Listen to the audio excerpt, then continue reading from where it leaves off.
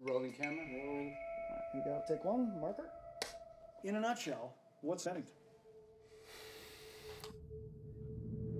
Eddington is the story of a sheriff who wants to be mayor. Eddington is a very small town in New Mexico, in America. I guess, I don't know. Does it help to talk about the story first, kind of get into... How would I say? Yeah, something like,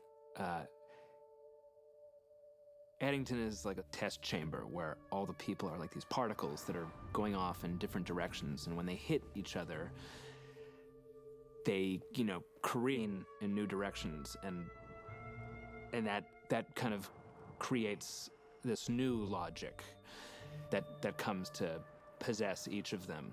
And it leads them all into, ever more intense beliefs and convictions, and that leads to violence because there's no common ground to stand on.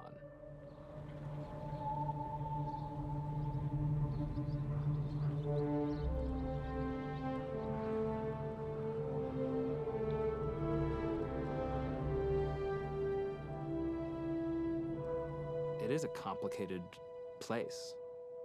I wanted to make a really good film about the Southwest because it's a place I know. I'm from New Mexico. I spent my adolescence there. My parents still live there. And it's a place I have a lot of feelings about. While I was writing the film, I drove around New Mexico going to different small towns, pueblos, and I met with sheriffs, police, public officials, mayors. I interviewed a lot of people, and a lot of the characters in this film are based on some of those people. We need to free each other's hearts. And that's why I'm running for mayor. Mayor of Eddington.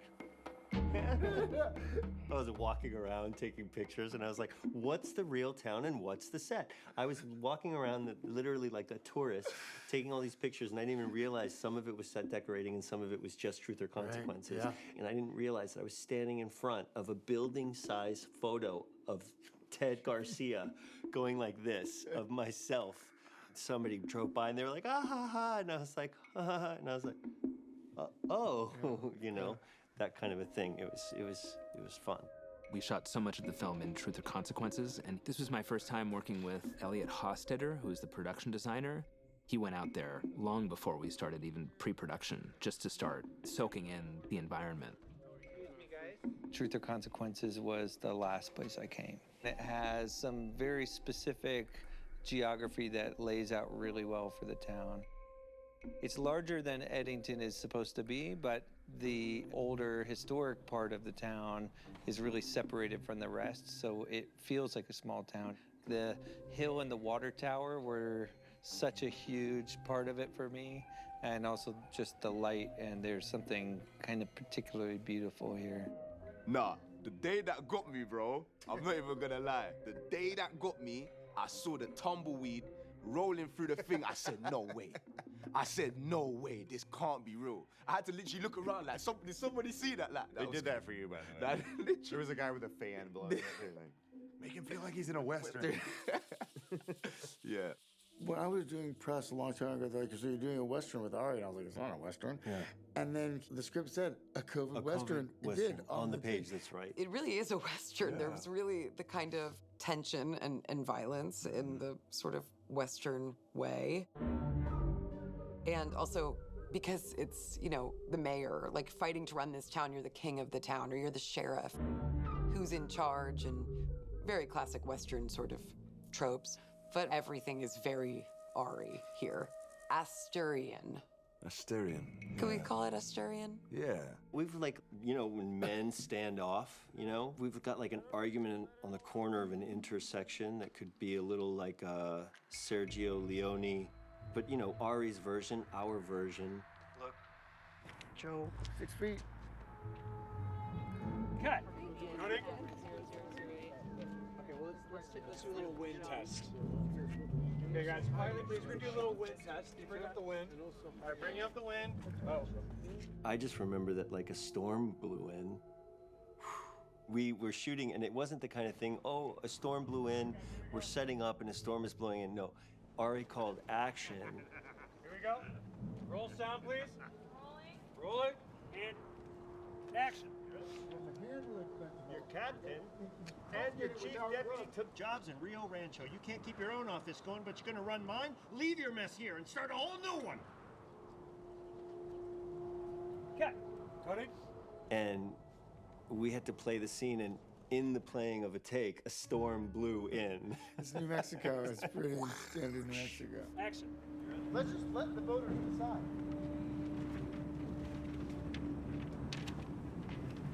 Very Western vibes, and a little Shakespeare. The Western is a very interesting genre to me. It's sort of the national genre, Westerns. They're so much about forging new societies and the heroic myth of America, like the beautiful dream of it and the building of something. We can bring this place back. We can build it back up.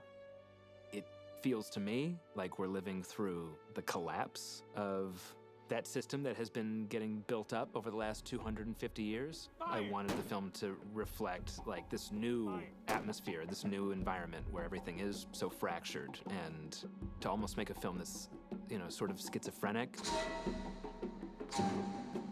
Hey, Adam, you want to walk with me? Sure. I'll just show you what the camera's going to do. Just follow me. So we're seeing directly all of this. It feels to me that it's about how humiliating it is to be living a life as if you're in a Western. It's about the death of that trope making any kind of sense as a life.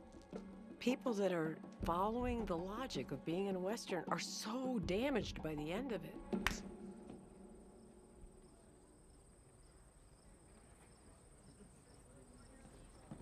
The Western is also interesting to talk about in terms of Joe, because I think he's seen all of those films.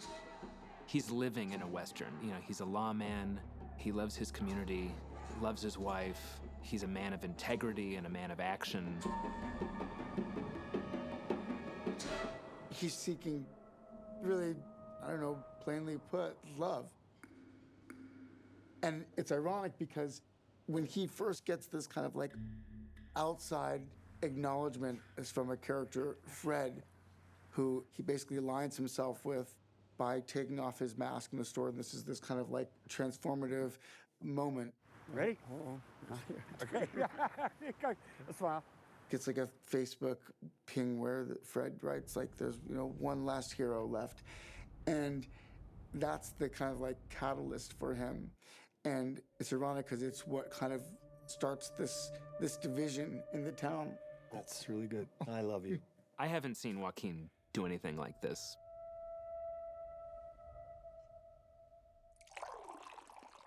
Joe is so vulnerable and kind of dopey and credulous. The character is just alive to me.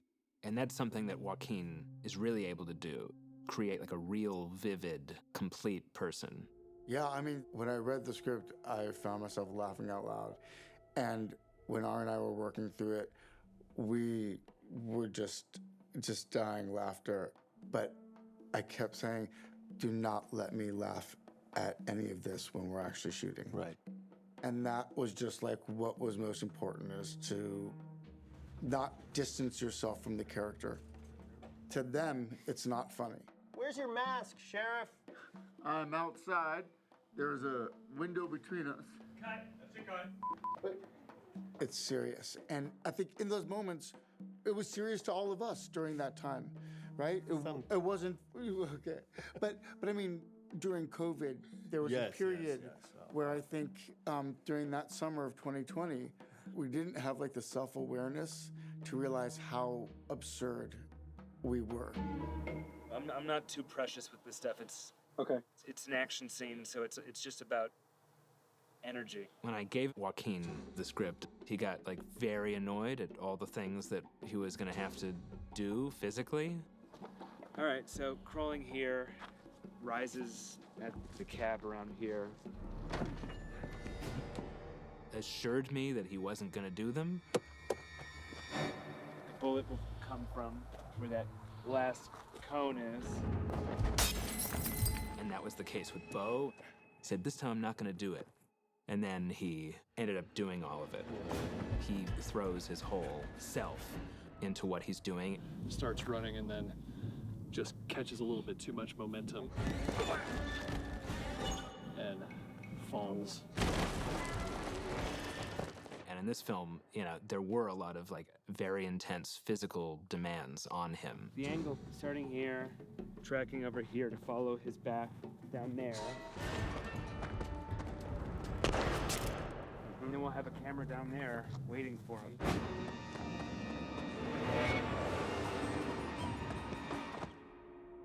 Everything he does is bolstered by that image he has of himself, which is informed by all those stories he's been told. And that same conviction and righteousness runs through his rival, Ted Garcia. And he's living in his own dream world. Ted is not an idiot, not dumb, but he's got people smarter than him that are paving the way for what his ambitions are, or his ambitions are being fed to him through the agenda of others. And I feel like it's a little bit more transparent to somebody like Joe. Most of the characters in this film are selfish. I mean, their motives are self-serving. We're at 24 because you want to get this. You want to get the impression of the space. There was also the shot, you know, that is just a pan to a wide, which would be a very wide lens. 24 is very. Yeah, but 24 is. I mean, we want this to be about the space too. So, 24 might be right. I mean, honestly, if we do something like this, it might be a 17. You know, to get the space. I think there's a real singular thing happening with Ari. There is a real personal stamp on every piece of what he's creating.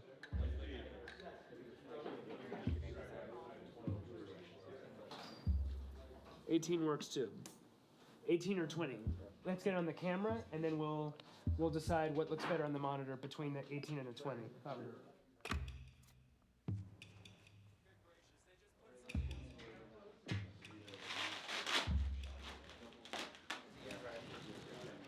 Okay, guys, quietly, please. Quick safety meeting about what's going to happen. Whether I have it right or not, in terms of Eddington, what Ari has written, it spoke very, very deeply into like the deepest place of what my anxieties were, as far as like how out of control, how further separate, how extreme a complex circumstance would be, rather than led into a place of healing, but into a place of fracturing and more divisiveness and more sort of like psychological and even physical destruction. I'm sorry. I did go through that. I did. Eric, you should be able to bring. I'm so sorry. Watch the blood on the floor, guys. We're gonna roll on some balls, yeah? I was like, what story are you telling, and what is the vision, and what is the tone, and how do you want me to do it? And Ari was like, how do you want to do it? And then I was like, oh yeah, I'm an adult. I should be able to answer these questions. This next take, this will be great. Here we go.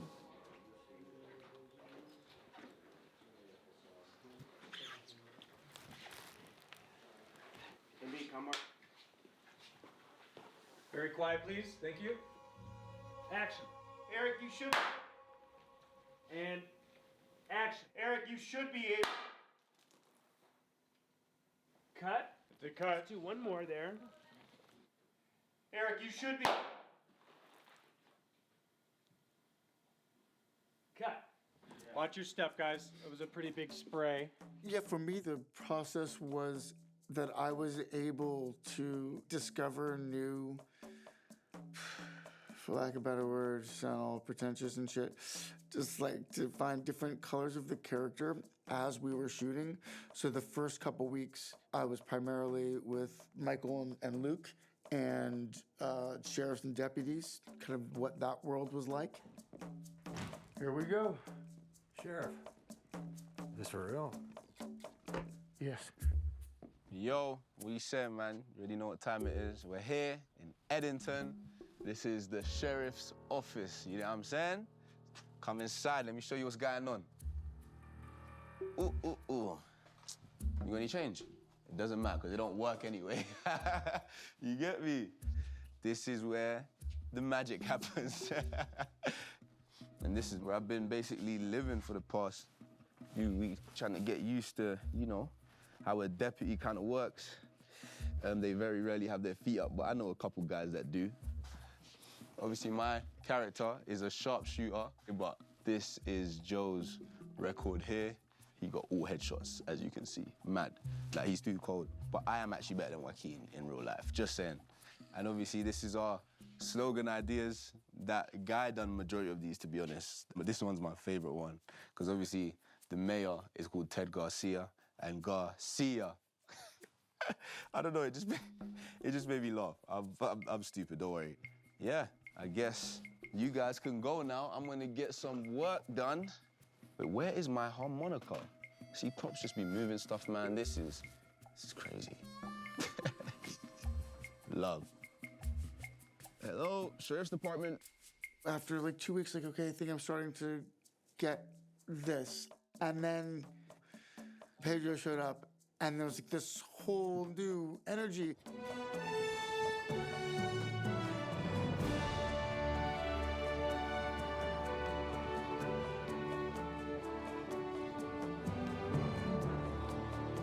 I'd like forgotten that was part of the movie, like, you know, because you just get in this tunnel.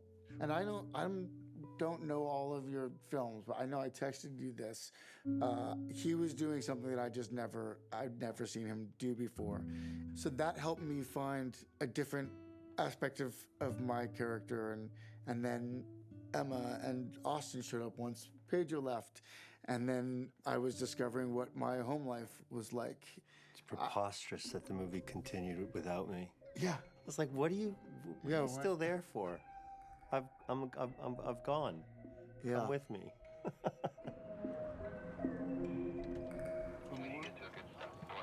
Do you need to put a line for kit rental in there? All right, these are your noise canceling headphones. Oh, thank you. Just one thing to note. Just start trying them, guys. Clearing that corner, guys. Last look. He and Louise had an interesting sort of relationship for a long time, I think. And so you're sort of seeing what's the opposite of evolution? Devolution? Do it again. Action. Great. Okay, now with both hands. Sorry. Thank you. Action. We spent a long time scouting for this house. And cut. Thank you. What made this house Joe's house and what was so particular to the film was the smallness of it, but with expansive views. The house was just perfect, and part of what made it perfect was the fact that it was so claustrophobic and tight, because you have these three people living in there on top of each other during lockdown. You can see just throughout the house, there's a lot of Dawn stuff on top of what they've already had. What? She can't just email this, huh? She's kind of infiltrated and made the place her own. All throughout the house, there are Louise's mysterious dolls. You get a sense it has to do with her hidden trauma. Whoa. What's this one about? That was just an image I had. I don't know. Very weird. I like it. Yeah, Louise's dolls are based on drawings I made. Ari's films are sort of like Louise's dolls, you know? It's like they sort of come out of him in this like warped, strange, very unique way, and they feel very specific to him. Ari has been, you know, sending me drawings of dolls for the past, 6 months or so. They're all clearly, for the most part, a version of Louise. They have, the red hair, and it's, obviously imagery evoking a feeling of what's going on within her. Action. And camera.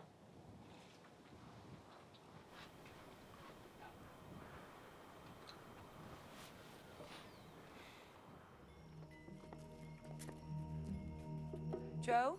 Yeah, hey.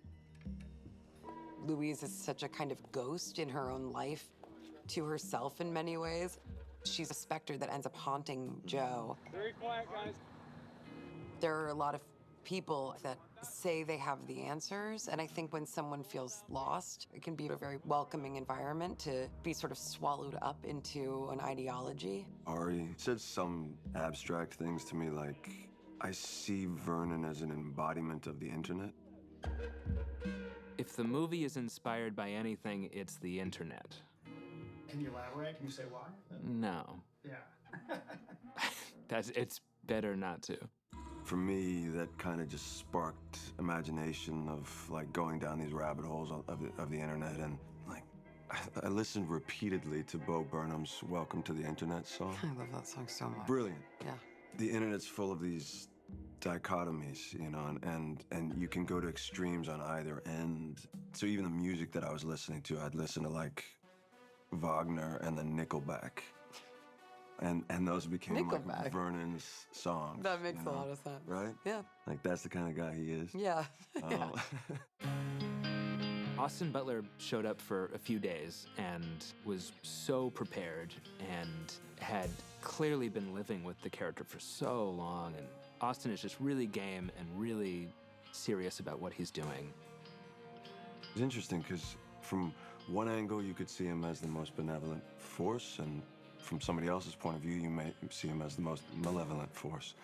We came up with this at dinner last night. Yeah.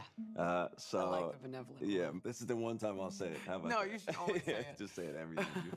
First time that I saw him as Vernon Peake was, he had to do some stuff that was on video, so he had to like be standing up and doing the final preaching in his beautiful white suit, being kind of like the apostle. And it was so on fire. It's arrogant. It's the arrogance of self-pity, bolstered by the illusion that you are the only victim. And it keeps you from being an agent of actual change. Collective lives. A collective that could just as easily unite and rise up and fight. Cut. It's a cut.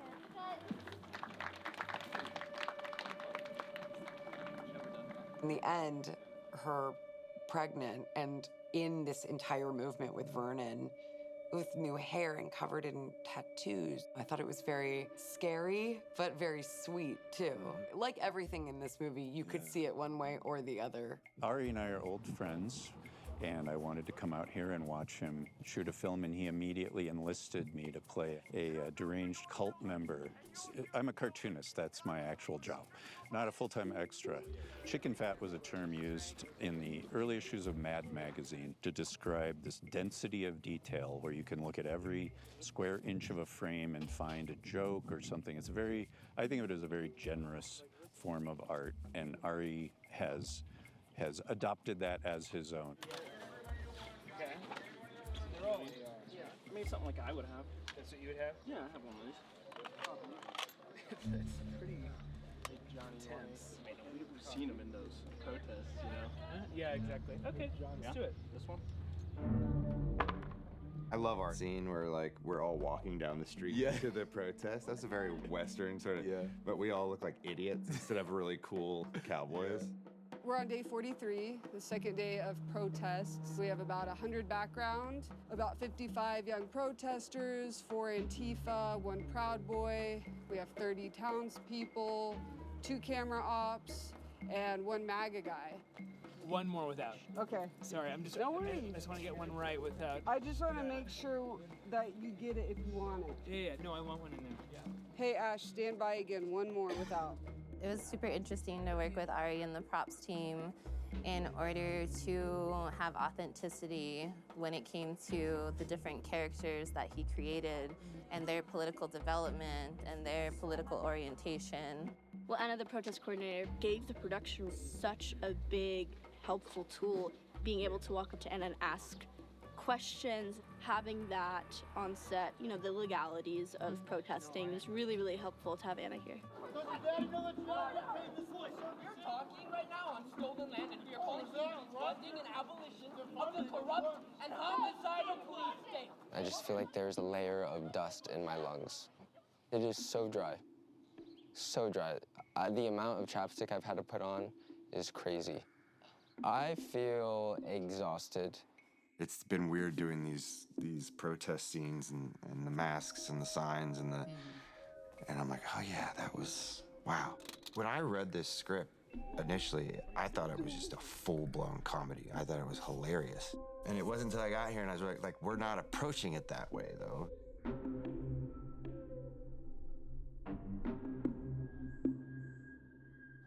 You don't mind the beginning, I didn't love it, but I don't know when we'll cut into it. We'll cut into it probably a little bit, but yeah.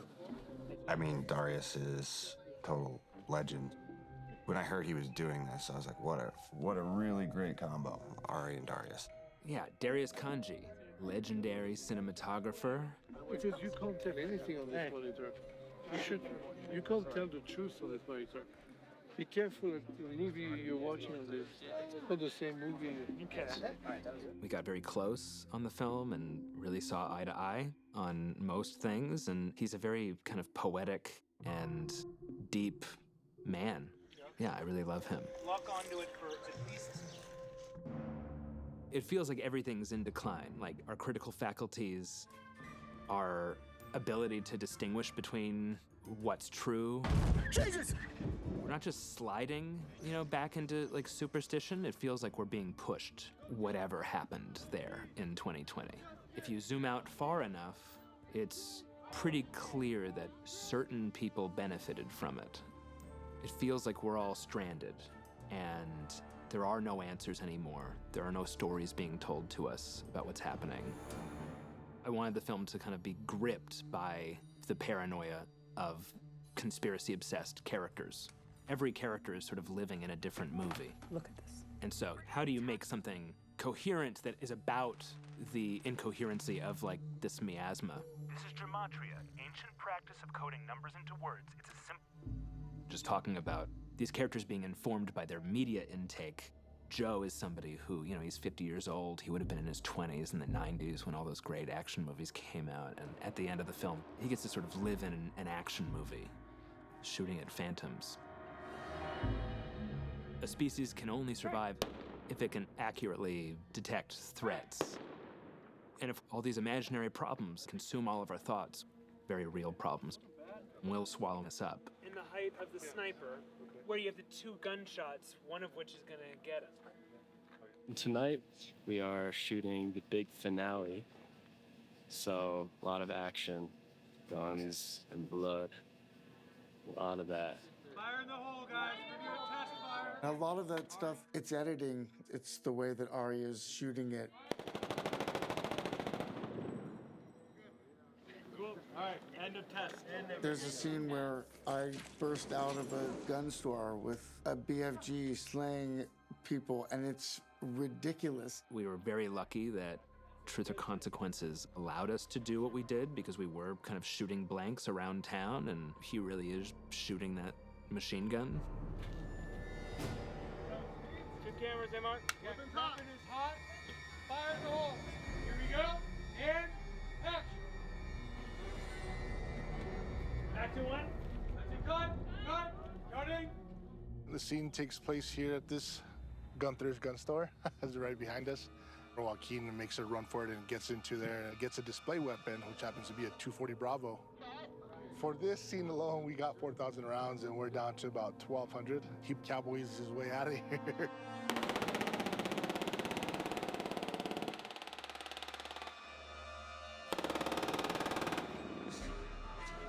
Back to one.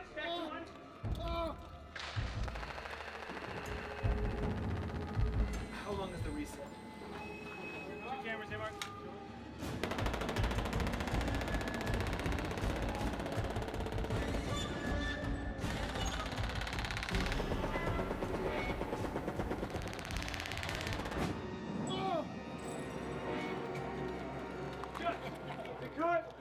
In the moment, I was taking it seriously. I was like, there are people that are trying to kill me, and I must defend myself, and I must defend this town. After you fall, and then you kind of are like propping yourself up and keeping your head. Yeah, this is for the shot, the next shot. I kind of lower it like that, and then okay, just blast it out. All right, guys, here we go. Okay. Watch the blood, please. Bang! Ah! One more. Bring the gun a little bit lower on this one. Freeze! Wait! Cut. That's it. That's the real picture wrap. Gonna head home to Canada now. Just remember, you're one decision away from a completely different life. I actually had one of the hardest days already because Butterfly just learned something horrific and I had to learn something horrific. So by the time I got to my hotel room, I was so depleted, so tired, so exhausted. I felt my cheek and there's tears on my cheek. And this has never happened in my entire career, and it happened on this project. I am not complaining. I felt like I got a little stronger. In the end, I thank Ari for the suffering. It just made me that much stronger as an artist.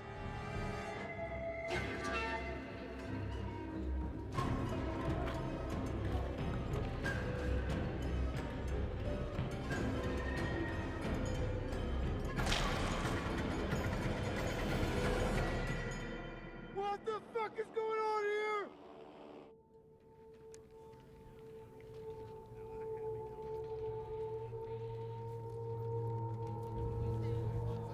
Girl, I'm struggling. You're doing good.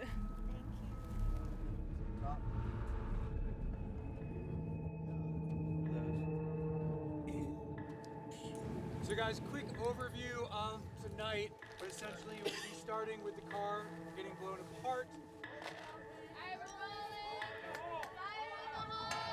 So speeds. Rolling. 3, 2, 1, go! The headlight's cool, the mirror coming off is cool, this thing popping. There's some nice detail in there. That's good. Thank you. Okay, super. Very nice, guys. That'll do it. If the film is about anything, it's really about a data center being built and this other crisis being incubated in a lab. And all these stories in this film are really just more training data for this new thing that's coming. That's actually the only thing that's happening. I think Ari has a deep talent for really scaring the shit out of you. Yeah. Asterian. Asterian stuff.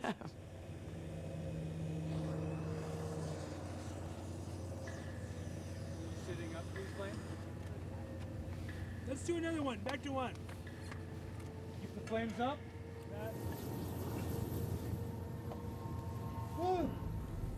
Well, you know, I think the thing that's really insidious about this moment is that it's very scary and dangerous and like catastrophic, and at the same time it's absurd and ridiculous and like impossible to take seriously.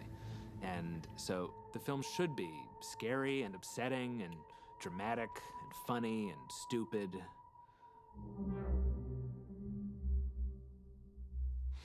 It's rated R.